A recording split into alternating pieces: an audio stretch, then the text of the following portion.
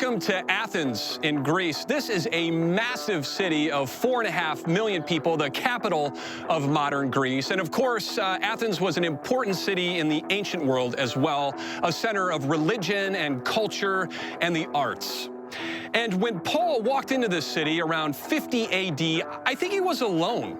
I think his partners in ministry, Silas and Timothy, were still 250 miles to the northwest in Berea, where they were working hard to solidify the brand new Jesus community there.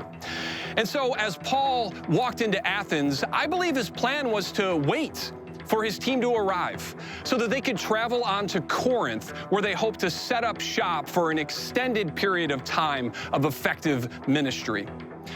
And so as Paul waited here, this should have been an opportunity to rest and recoup after some very difficult miles. But as Paul waited here in Athens, something began to trouble him. Now, above me here on the Areopagus is another massive rock, and on top of that is the Acropolis. And on the Acropolis is one of the most famous structures in the world, the Parthenon. And the Parthenon was a temple to the goddess Athena. And it's not the only one up there. There's at least 3 temples to Athena on the Acropolis.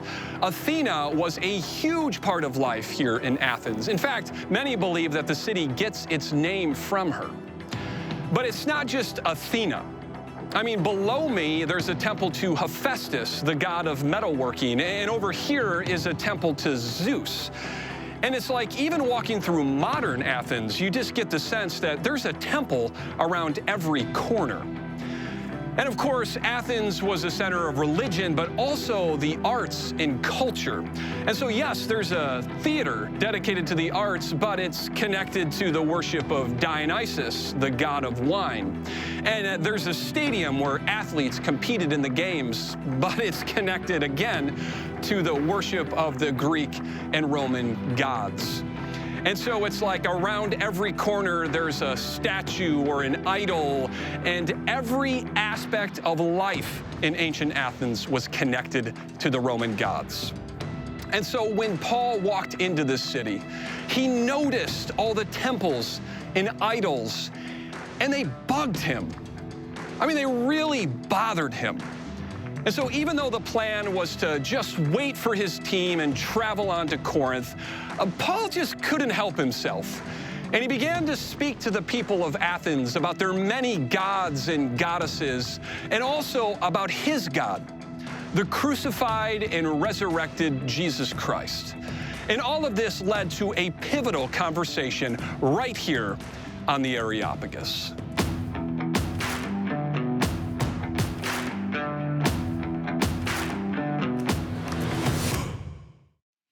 All right, how we doing? Good. It's so good to see all of you. So glad that you're here, and I want to welcome those of you joining us from our campuses, and also those of you watching online. My name's Aaron, just in case we haven't met, Director of Student Ministries, one of the teaching pastors, and I'm just so privileged with the opportunity to open the scriptures with you today, part 5 of our series, Strength for the Journey. And I just want to start by asking you a question. Have you had the opportunity lately to go on any trips, do anything interesting, and maybe this summer or even this fall? I wonder if on those trips, if you saw anything cool, anything Instagram worthy on those trips. Like maybe you went out west hiking, or maybe you took the family and you just got to see some of the natural beauty of our world. Or maybe you took a different type of trip. Took the kids to Disney and experienced all the magic that happens at Walt Disney World. Maybe you had a chance to go across the ocean and check out something in Europe, you know, Eiffel Tower or something like that. Or maybe you do a lot of traveling, but it's for work, and this is about as interesting as it gets. You know, different state, different country, different city, but same view, just a conference room, doing business. But I wonder if you've been anywhere interesting, seen anything cool lately. You may have noticed from the video that I got to go to Athens. And I got to tell you, that was amazing. Okay, so let me just be clear. Okay, in Athens, we spent a day, and it was hot, I mean, it's hot in Greece, and we filmed like a bunch of videos, and that can be hard work because you get started and you're like, hi, I'm here in Athens, and then a car goes by, cut. Hi, I'm here in Athens, and then somebody walks through, cut. Hi, I'm here in so it can be kind of exhausting, and eventually you're like, if everybody could just stop, I need to shoot this video. So it was hot, we're shooting videos, and we walked and walked and walked. I mean, I kept track on my phone, and it was like 15 miles. I got sweaty. And Mike, our videographer, he the whole time had this 40-pound backpack of just camera equipment, and the dude is a machine. But so we had, it was a lot of work. It was kind of exhausting, but I was in Athens, and as a history nerd, the stuff that I saw just blew me away. I mean, I'm thinking, I'm here in the birthplace of democracy. I'm here in the city of like Socrates and Plato and Aristotle. This is like Mecca of philosophy, And then there's all this archaeology, all this history, like this theater. I mean, just look at the architecture. And this thing is so old. And then another picture here, the stadium that they built on the original site of the Greek stadium. This thing's made 100%, as far as I know, out of marble.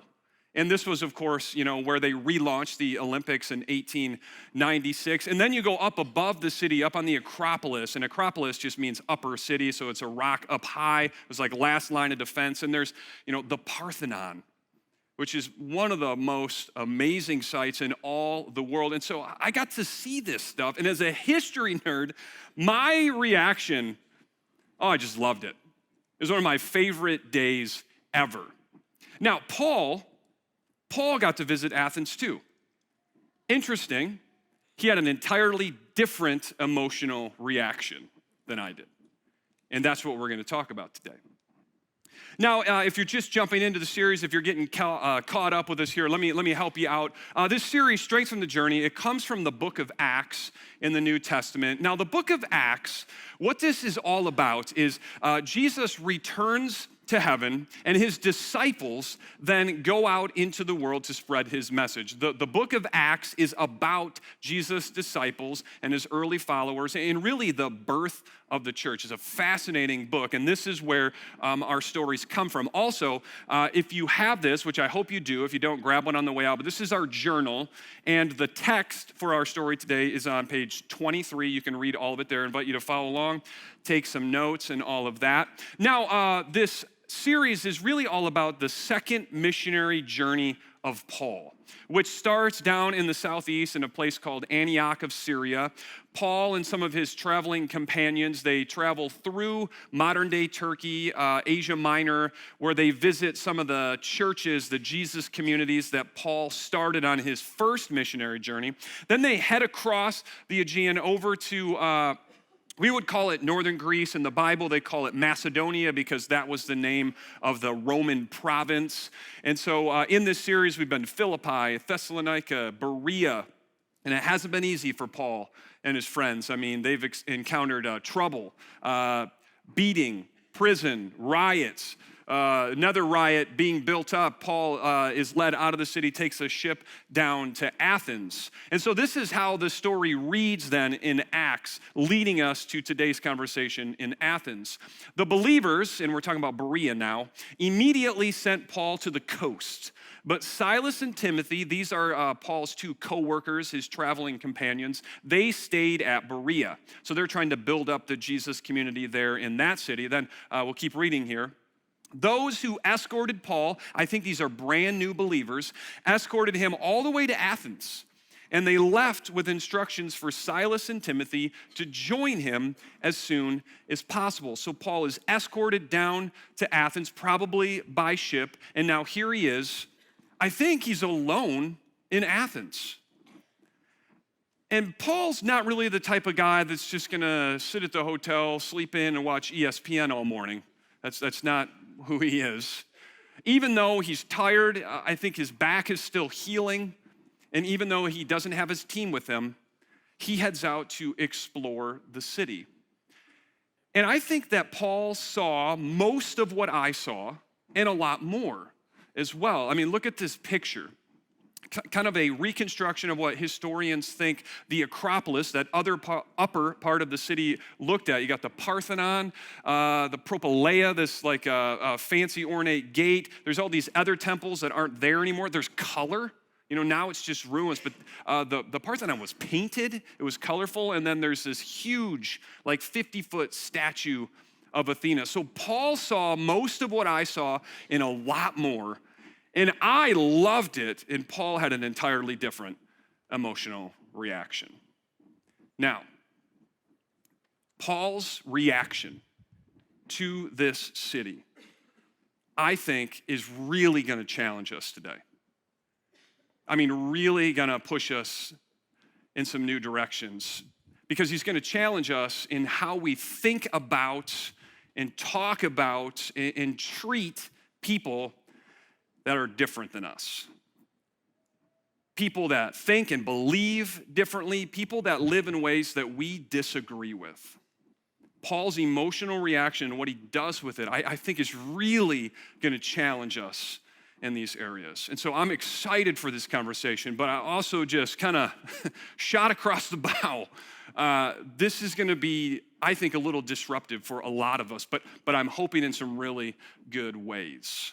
And so this is what our conversation is going to be about today.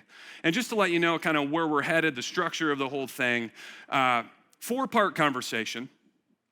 What Paul saw, what he felt, what he did, and what he said. You don't have to write all that down now because we'll go back through it, but let's jump into part 1, what Paul saw. Now, I've already mentioned kind of what I saw in Athens. I saw theaters and stadiums and temples, and like lots of temples, just so many temples all over the place, some partially still standing, some in like almost perfect condition for, being 2,500 years old, and then some that were, ruins. So I saw history. That's what I saw when I was in Athens. Paul saw something different. Because whereas I saw people with cameras going up to temples and taking selfies with their iPhones, Paul saw people bringing sacrifices to active places of worship, bringing offerings to idols. I saw empty temples that haven't been occupied in thousands of years. Paul saw priests. And he saw animals being led to temples. I think he smelled the smoke and the blood of sacrifice. You see, I saw history and Paul saw worship. Paul saw a city full of people who were actively worshiping gods and goddesses, idols in temples, in the hopes that these deities would deliver something for them that would make their lives better. Let me give you an example of what I'm talking about. There is a small temple up on the Acropolis, that upper part of the city. It's called the Temple of Athena Nike. And the question is, why is that there? And what's it all about? Well, here's the story. If I have my history right, the year 480 BC, the Persian Empire under King Xerxes launched an invasion of mainland Greece. They wanted to wipe it out. They wanted to take it over, all these different Greek city-states. There we go. And this army of the Persians was massive, and their navy was even bigger.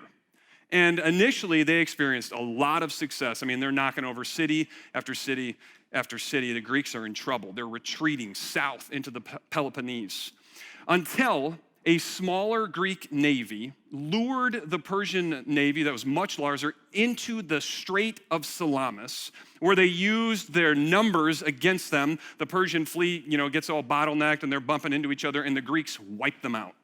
That turns the tide of the war. The Greeks are eventually victorious over the Persians. They drive them out of Greece, and the response of the Athenians was to build this temple. That's a Greek trireme, by the way. It's a nice little reconstruction of what one of those looked like. But this temple here, there you go, see? It's beautiful.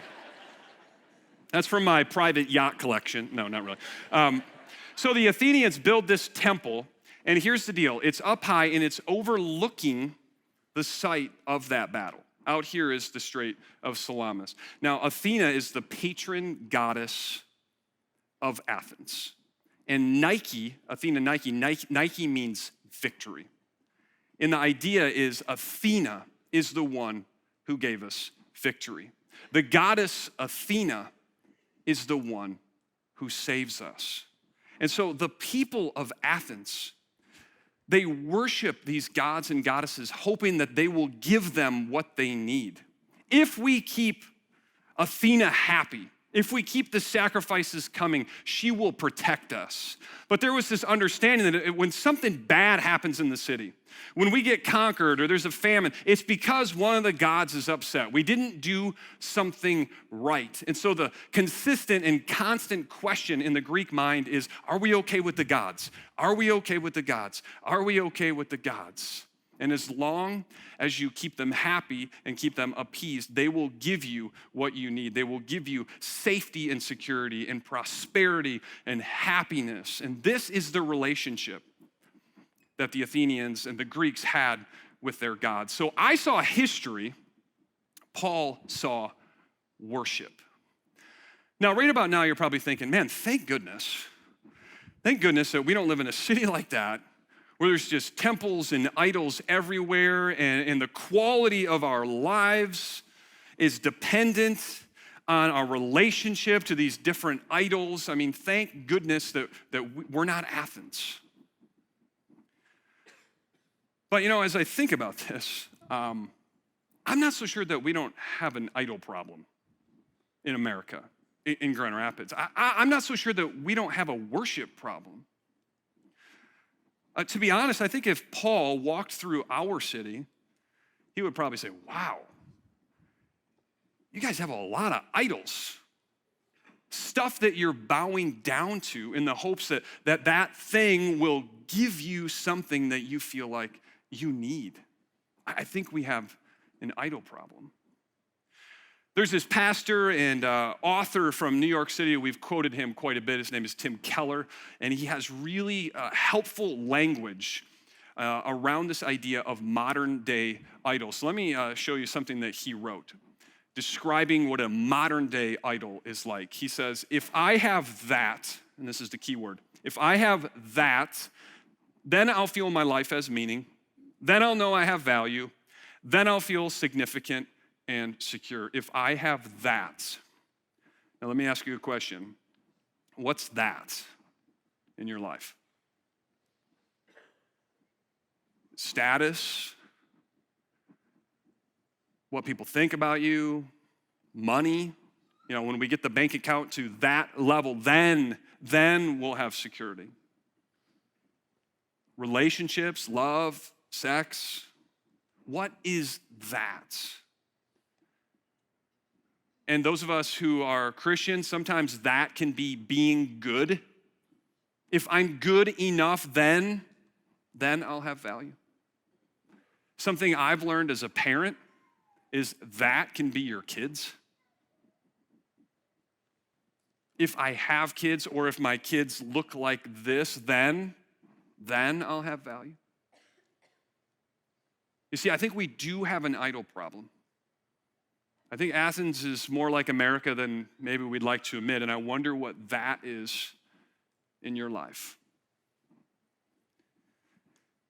And let me just say something about this.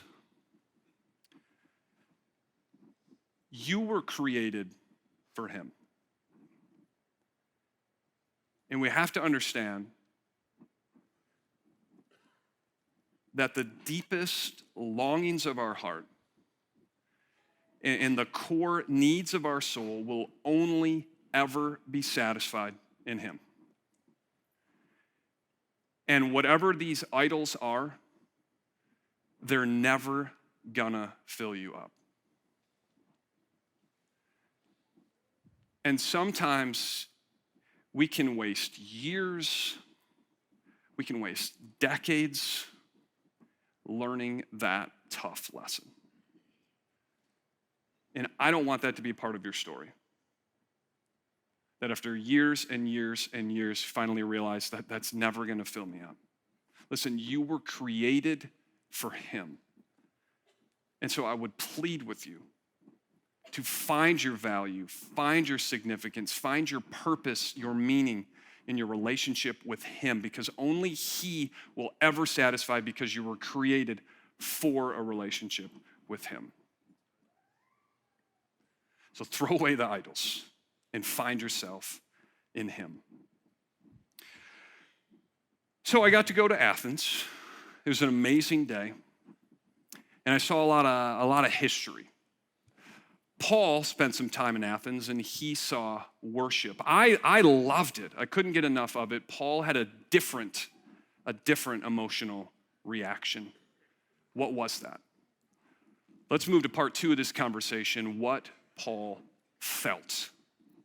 So Acts chapter 17, here we go. While Paul was waiting for them, Silas and Timothy in Athens, he was deeply troubled by all the idols that he saw everywhere in the city. Now, if you're reading along in the journal, you may notice this is a different version. This is the New Living Translation, because I just think this phrase right here is really helpful for our conversation. Paul was deeply troubled by what? By all the idols that he saw everywhere in the city. This phrase, deeply troubled, another translation says that when Paul walked around the city, he got angrier and angrier and angrier at what he was seeing. There's something about this in the original language that's like deeply frustrating, moving at a heart level. It makes you angry. Paul is so deeply moved, troubled by what he is seeing, all these temples and all these idols. Now, what exactly is it about this that's bothering Paul so much? Is it because he's monotheist? Like he believes in the one God. And here you have temple to Athena, temple to Poseidon, temple to Hephaestus, temple to Asclepius, and it's like all these different gods, and it just offends him. It's like, no, one God. I think that's part of it. Maybe it's because he's Jewish.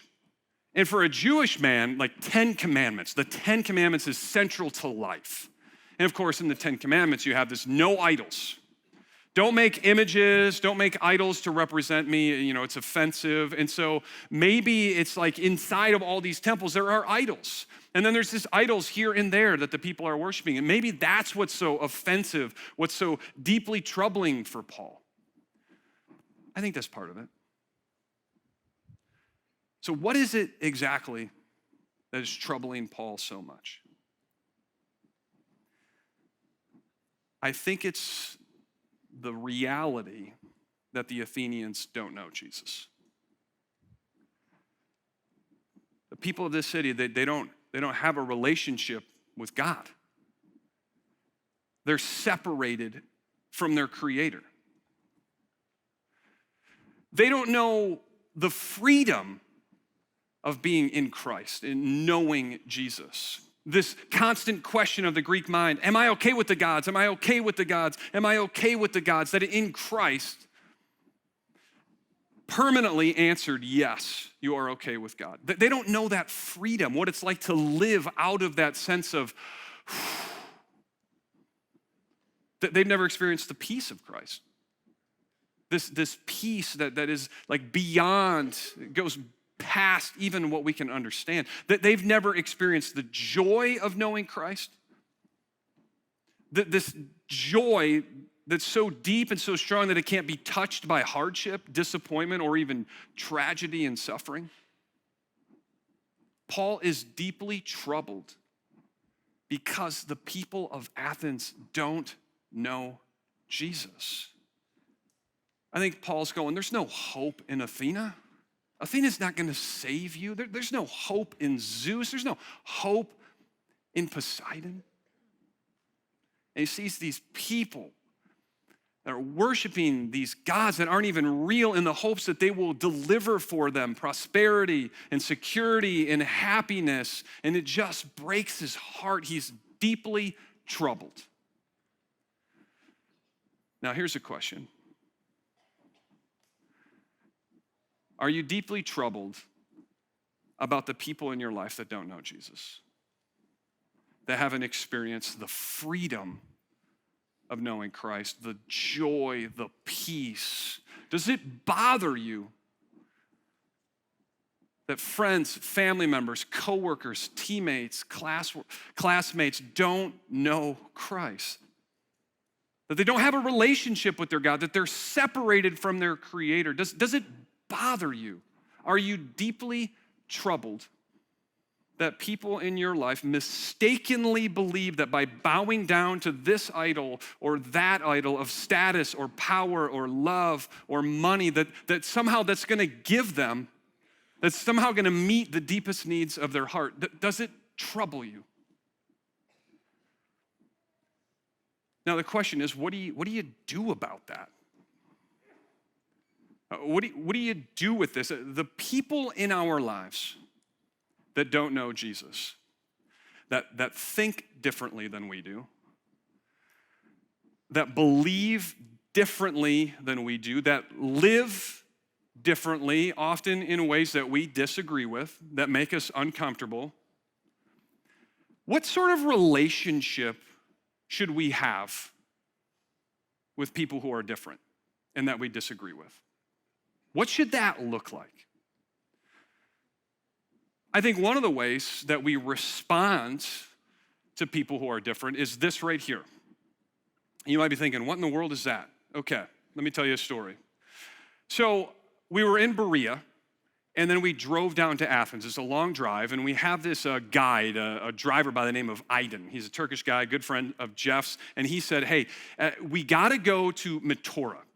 And so we took a little detour, and he took us to this place where there's these massive rock formations. I mean, just huge. And on top of these foundations, there are monasteries. And the story with these monasteries is that in the Middle Ages, the Turks started to move into Greece.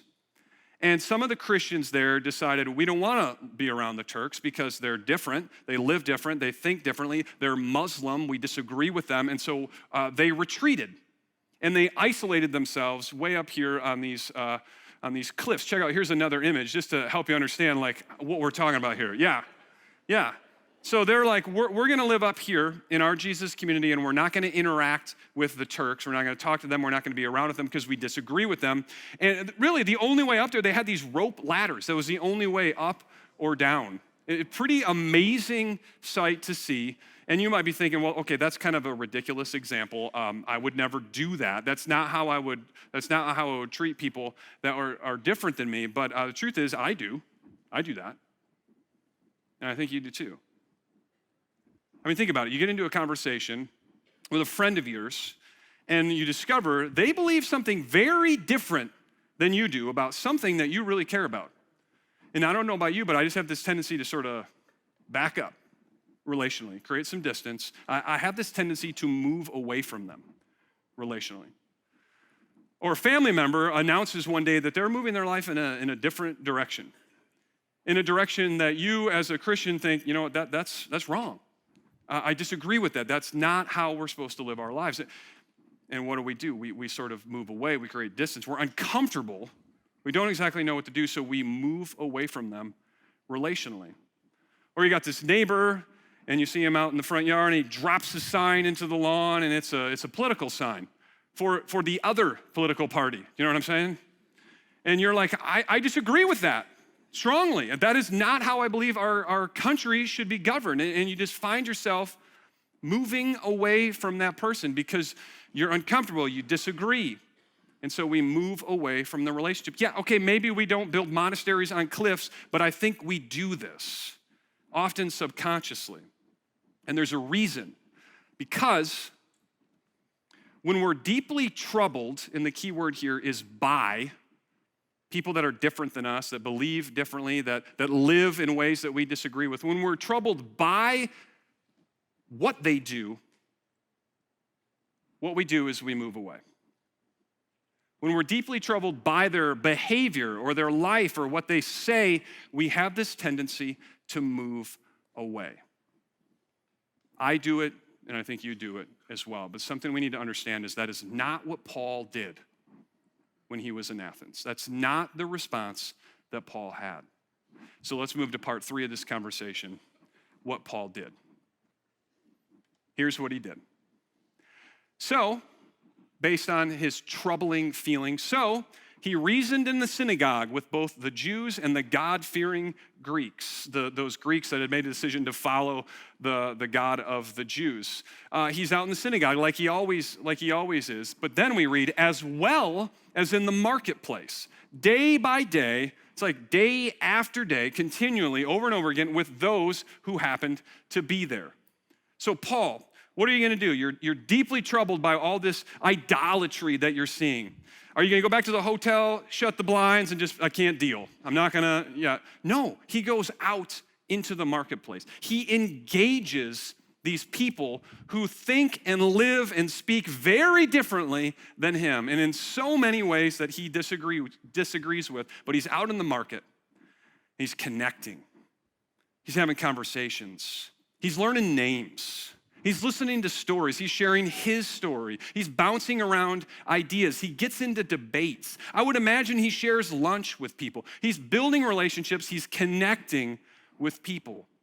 You see, Paul, he's not troubled by these people that are different than him. He doesn't move away. In fact, he moves toward them and he engages them. And there's a reason, and here it is. When you're deeply troubled, not by, but for, when you actually care about, it creates a different emotional response, and that response is compassion, maybe even empathy. And what do? You move toward people. It's not being troubled by, it's being troubled for. When there's love and compassion and empathy, we move toward people, and this is exactly what Paul did. And we have to understand that this is huge. I mean, honestly, this is like the central message of the Bible. Think about this. God, deeply troubled for his creation, what does he do? He sends his son in.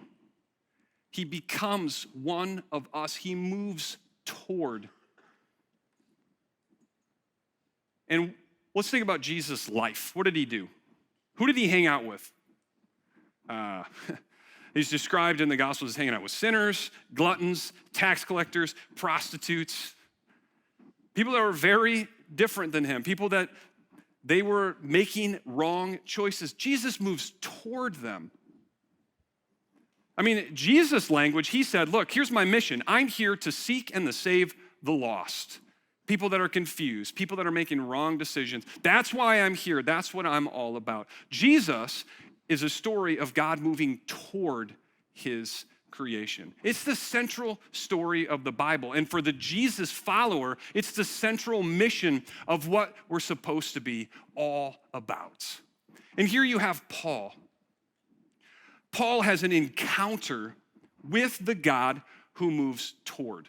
Paul, he was an enemy of Jesus, but he became a follower. God transformed his heart. And it's like, Paul, what are you doing? Why are you on this journey? Why are you traveling around the world? He's moving toward lost people. Paul, what are you doing in Athens? Dude, you're beat up. His back, I mean, I can't believe that it's healed all the way yet. He doesn't have his team. It's like, Paul, why don't you just like, okay, time out.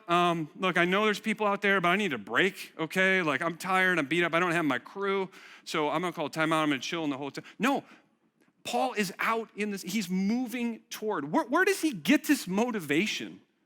I mean, to use the language of our series, where does he find the strength to keep going, to keep reaching out and building relationships?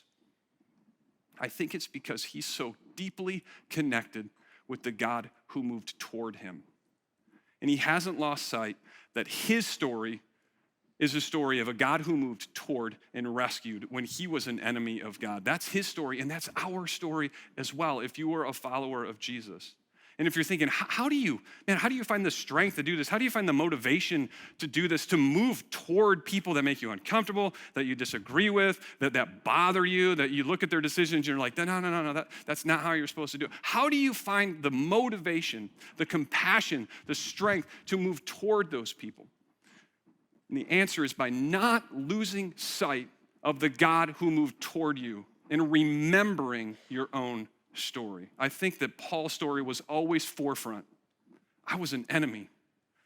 Jesus moved toward me, and he rescued me. Absolutely transformed his life. To be a Jesus follower, to embrace the mission of Jesus, is to be one who moves toward in relationship, in love, and in service. And so let me ask you a question. Is there somebody in your life that you need to move toward?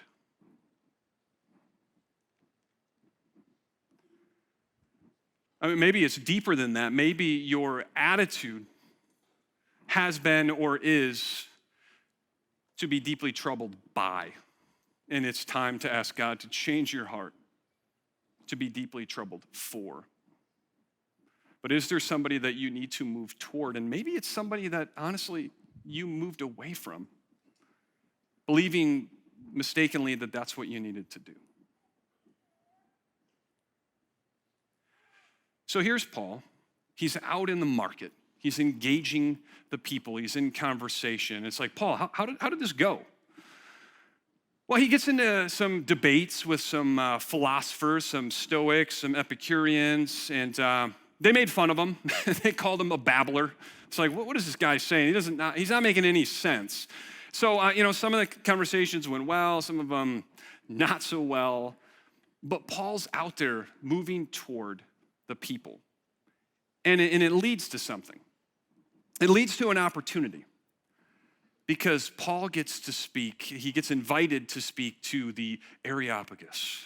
You might be thinking, what is that? Well, it's kind of two things. First off, it's a giant rock, okay? So this is a rock that's called the Areopagus, which literally means the hill of Ares. Ares is the Greek god of war. Sometimes we have heard it called Mars Hill because the Romans, with Latin, their god of war was Mars, and so Mars Hill. This is the Areopagus. It's a place. And so maybe Paul got invited to speak on this rock. So that's the Areopagus, but there's another version of the Areopagus. This is a painting from Raphael in like 1500, something like that. Paul preaching to the Areopagus because the Areopagus was not only a rock, but it was also a council. And it was a very important council of leaders and philosophers in Athens. And back in the day, before the Romans were in power, it was like the Supreme Court, if you will, of Athens. They decided big and important stuff like what gods were permissible and what gods weren't, and these sorts of things. So Paul gets invited to speak to this group. Huge opportunity. Let's look at how the book of Acts, Luke, what he writes for us here.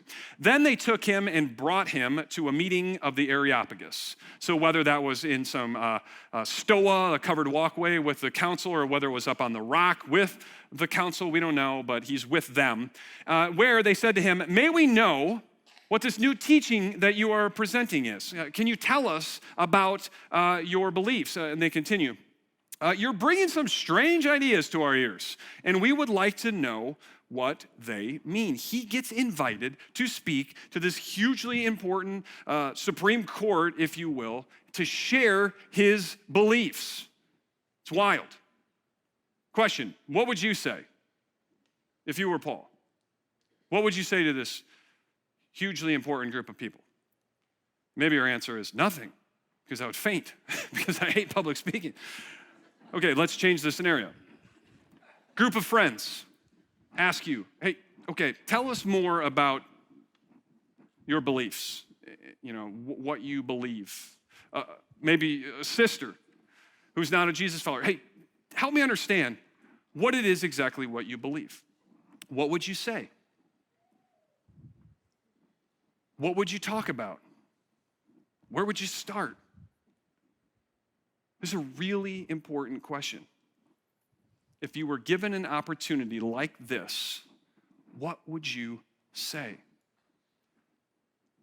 I want to suggest to you that we need a good answer to that question.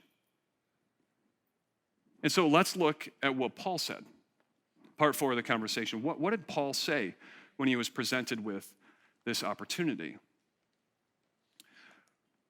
Now, there's this long sermon that's recorded in this section of the book of Acts, and you can see it in your notes in the journal, and you might be thinking, how in the world are we going to cover all this in the next couple of minutes? We're not going to. Don't worry, relax. You'll still get to make it to lunch and all that. I'm going to just highlight a couple points for you.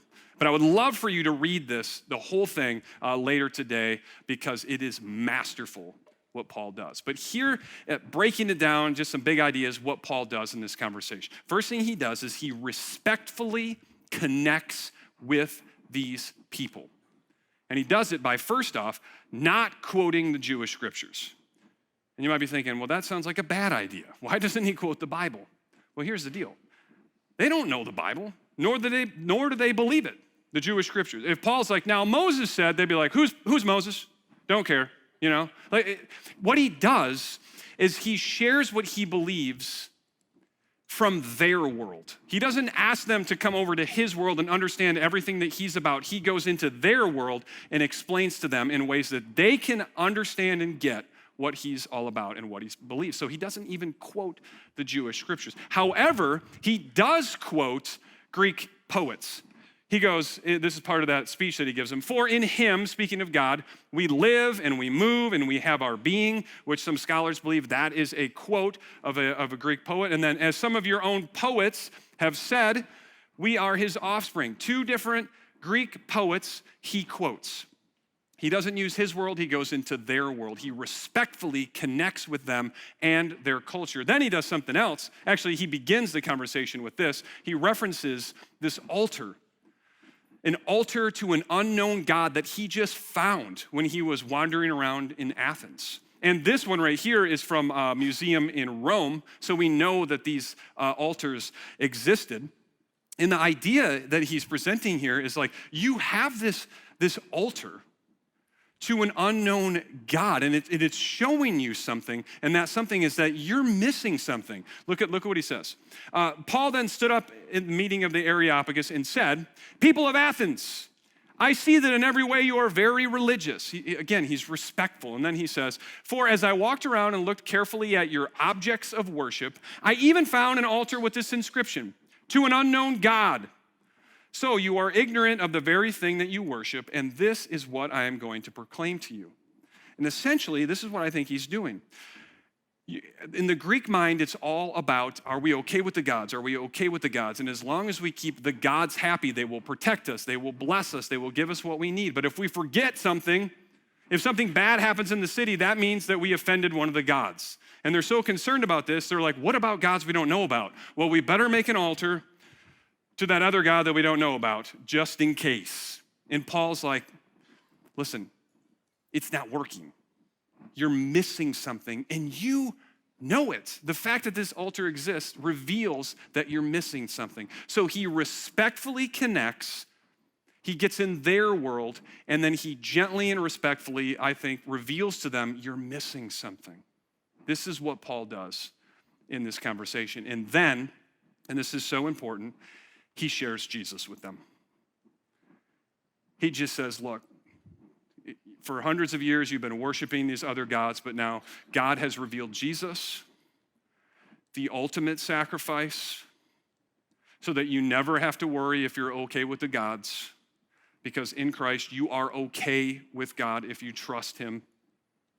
And he says, now it's time for you to trust Jesus, to leave behind these gods. It's true, and he says God proved it by raising him from the dead.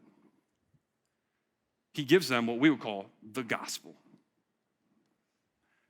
And so the idea, what would you say? It's like he connects with them respectfully, helps them see what they're missing, and then he just shares Jesus. And so again, what would you say if you were given this opportunity? And I think this is so important because, yeah, you're probably not going to be called to preach a sermon to a Supreme Court type of group, but you are responsible for something else. And Jesus' disciple Peter, who was a leader in the early church, he puts it this way for us in a letter that he wrote to Christians in the first century. He says, always be prepared to give an answer to everyone who asks you to give the reason for the hope that you have, but do this with gentleness and respect. Just like Paul did, with gentleness and respect, he got into their world. And you might be thinking, how did Paul know all that stuff anyway? Like, he's Jewish. How did he know about the Greek poets? How did he find that? Listen, when you care about people, you learn things. I mean, when you move toward them in love, you listen and you open your heart, and you will know, you will understand what's missing and how to connect with them.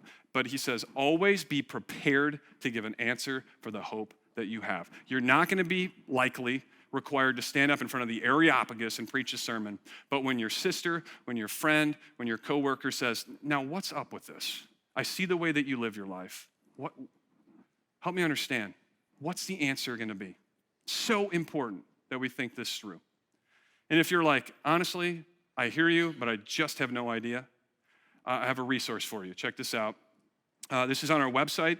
A while back, we did an event called Sharing Your Faith Naturally. John Dixon, Australian preacher and author that visits with us, preaches for us quite often. A conversation between him and Jeff Mannion about just how do you go about doing this.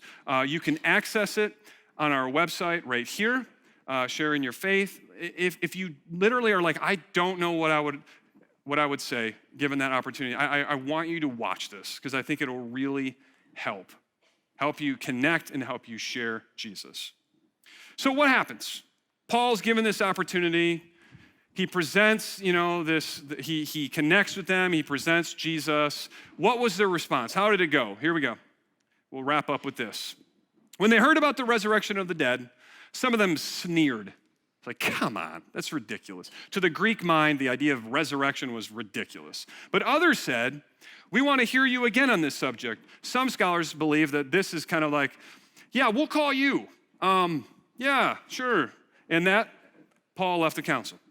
Game over. He brings up the resurrection, and it's like, thank you. They clap him off. Get out of here. Goodbye. Because they're not buying it. So Paul moves toward the people. He gets this opportunity. He shares Jesus, and it bombs. It's like epic fail. Here's how the story ends. Some of the people became followers of Paul and believed. Among them was Dionysius, a member of the Areopagus, also a woman named Damaris, and a number of others. This guy is a member of this Supreme Court. Highly influential dude. And here's what I want to suggest to you. If you allow God to move in your heart, to be troubled for people who don't know Christ, and you move toward them, and you build relationships, and you seek to understand them and listen to them and help them identify their need, and you share Jesus, sometimes they're going to clap you off the stage. And it's not going to work. And other times, a member of the Areopagus is going to place their faith in Christ. And I just wonder, what was God able to do through that guy and the others, Damaris and the others who became Jesus followers? We don't know. There's no book to the Athenian Christians. But I got to believe that God did something there. And so I just want to encourage you, if you do this, you just never know what God might be pleased to do through you in the life of another person. And so let's end there. I'd love to pray for you, and then we'll be dismissed. God, we're grateful this morning for your truth. This is a challenging conversation. Some of us need to have a change of heart. God, we need to be transformed by you and to remember what you have done for us so that we can move toward others. And God, I just recognize that some of us have a person in mind and a conversation that needs to happen. And God, would you give us the courage? Would you give us the words? Would you go before us?